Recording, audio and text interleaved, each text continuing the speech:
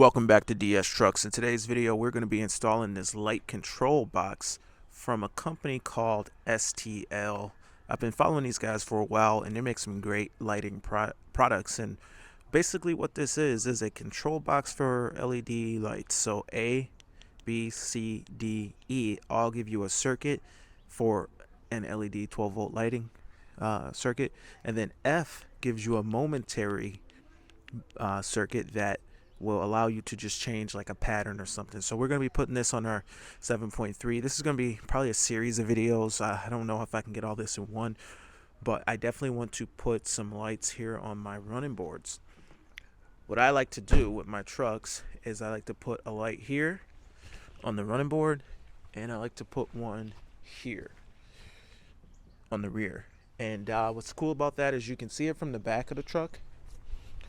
That spot there, just on a corner of that running board, you can see pretty good from the back of the truck. So either, if I hit all four corners, I'll be able to see the light coming off the rear, and off of this angle here, this flat spot, we'll be able to see the light in this direction, and it actually catches from the front too as well. And it looks cool, in my opinion, to have the lights there. So that'll be the start of our lighting escapades, and we can expand from there.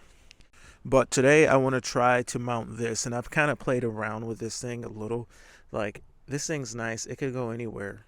It could literally, it's got a bracket on it that you can secure, and you can put literally in any location. But what I'm thinking with this particular situation, what I really like is right here. Tell me what you guys think. Now, I don't know if I can pull this off or not, but how good does that look if it's just sitting right there in the center? I think that looks really good. It's kind of out of the way, but from the seated in the driver's position, I can easily press it. But the question is, how do I route it and all that? I don't know.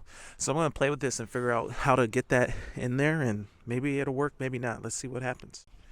In order to get a constant 12-volt circuit into the truck to power our unit, we're going to use our upfitter switch bundle. Now, in our constant 12 power at all times is going to be this wire here, brown with the red tracer, I believe.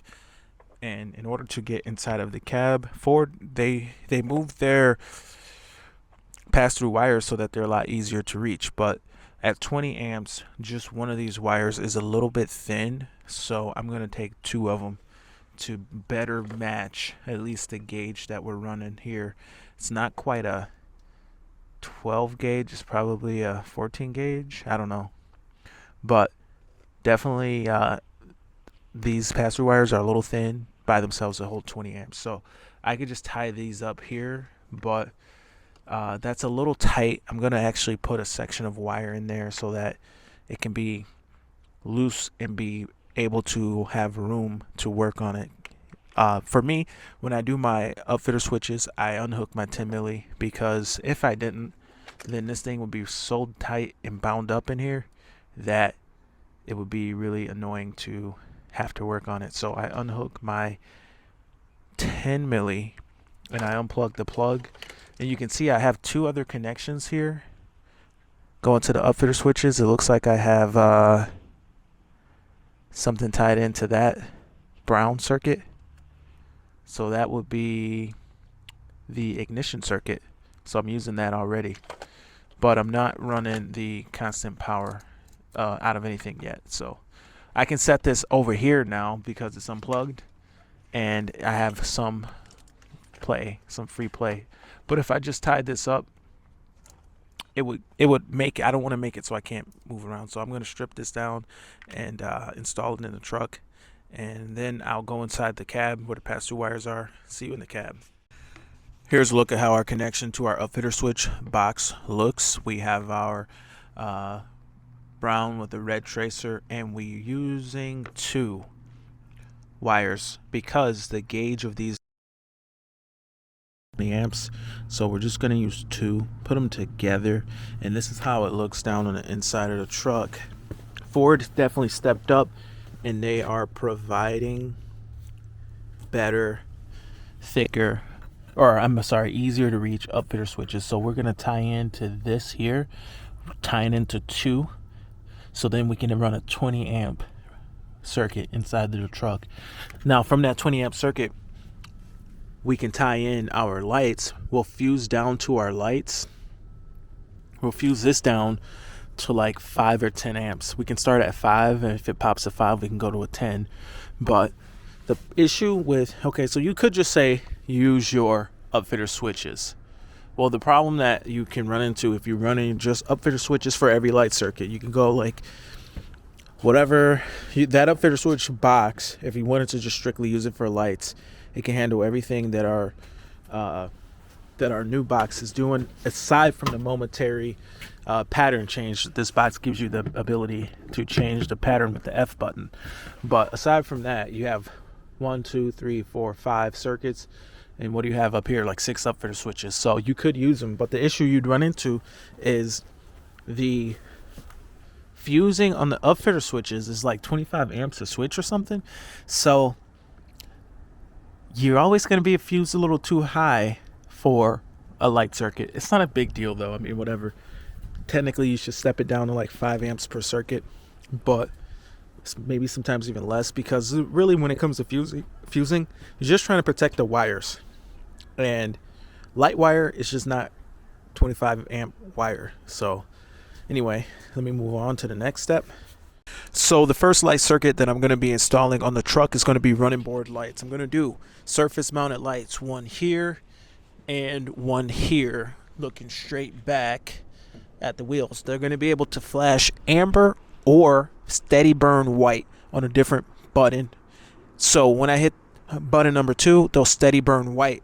And what that does for me is it allows me to back the truck up in the dark, in driveways and stuff like that, a lot easier compared to when I don't have the ability to steady burn it. So I hit the switch and boom, I steady burn the lights. Now, you tell me what you think, but with this particular truck, my 2020 450, or I'm sorry, my 2022 F350, almost said 2020 F450, my 2022 F350, I have the upfitter switches in this truck. Now, sitting in here, this is mounted really nice. It's not moving. It's not going anywhere. It's installed.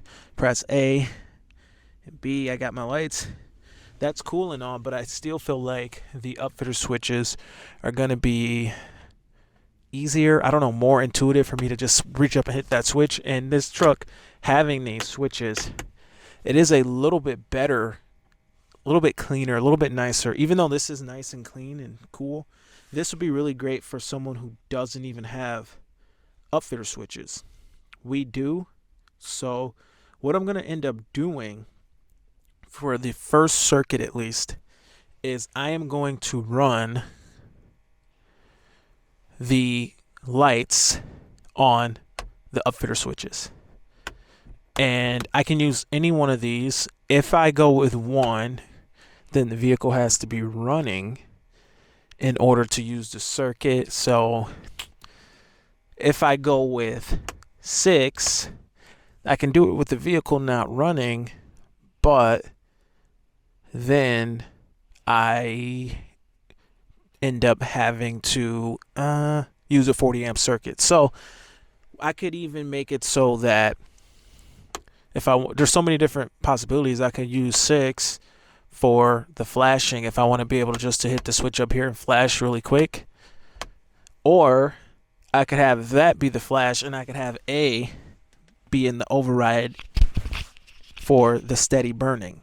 There's so many different options with this. So this could be like a whole nother deal for just whatever if I run out of room with the upfitter switches. But just for flashing, I kind of like being able just to hit an upfitter switch, and with the engine off, probably not a bad idea. This works engine off no matter what, because you've seen we tied into our circuit. But the nice thing about this is I still have my momentary.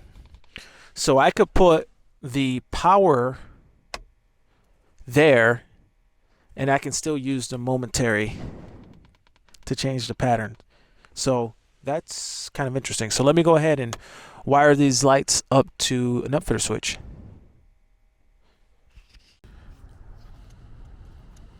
So I was able to get everything to work finally, and I have to say, this job challenged me. So all of it's synced. It's able to steady burn or it's able to flash. Two switches. One switch will steady burn, override the flash. So right now we got it steady burning. If I turn off number 5, then it flashes. There you go. Flash. Everything is synced up to flash at the same time. So this side's flashing as well as this side. So everything's not totally wrapped up yet, so I have a chance to kind of show you how everything works, how everything looks, the wiring.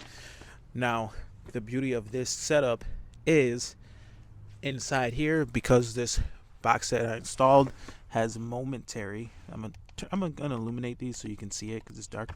But F is momentary, and every time I press F, our pattern changes. So now it's blinking faster, and I can go through these and change it. Right now they alternate, and I can press it again and they'll sync back up. So right now it's forward, backward, blinking. Where it's on this side, you can look at it, you can see the pattern. It's going, the rear seems to be working together, and the front are working together, but they're alternating patterns, which is cool because now I can bring the pattern back together. I could press it again, and it can go real fast. It can be amber. These are all the lights blinking fast together in amber, and I can keep pressing this until it blinks white. Now we're in the white circuit. So now we can strobe in white as well. So kind of cool. Yeah, so if I keep pressing, eventually it'll strobe like amber and white, and it'll just go through all these different things that can be done. The white one is very aggressive. Like, it stands out. And when I'm mounting these lights, even though they're low, it's really throwing that light on the ground in a way that's different from what most people do. This isn't something that, you get a beacon up top and you can throw a little further for sure. But the way that these are down low on the running board, they really do stand out. And it's something just a little different than what is normally done. So, being that we have it set up the way we have it, we can steady burn with that switch. And there you have it. So let's take a look at the progress of the wiring and how I did everything. So when it's still out, this is how it looks. A little bit unconventional how this is wired. Basically, instead of wiring them just directly together like two wires like this, they're actually next to each other and they're crimped. Technically, I can cut this tip off of this because it's glued shut. I can cut this tip off, insert a wire in there, and I could take all of these leads and add another light anywhere else. I could tap in here. This is 6 wires of communication that's required between all of these lights in order to keep everything synced and to keep everything flashing together and able to steady burn. It takes 6 leads. So I have to run 6 wires through the truck to every one of these lights. So that's the challenge of this. Now, as we move forward, the wiring needs to be cleaned up. This is all weatherproof, sealed with marine grade shrink tubing. And as I was saying, I could cut the part that's sealed on the end. I can cut that off, insert a wire with the shrink tube, insert a wire with the shrink tube, and then turn around and wire in a whole nother circuit and have a light somewhere else. I could put a light, maybe up here or something, I don't know, wherever, and have it come this way or back. Anything.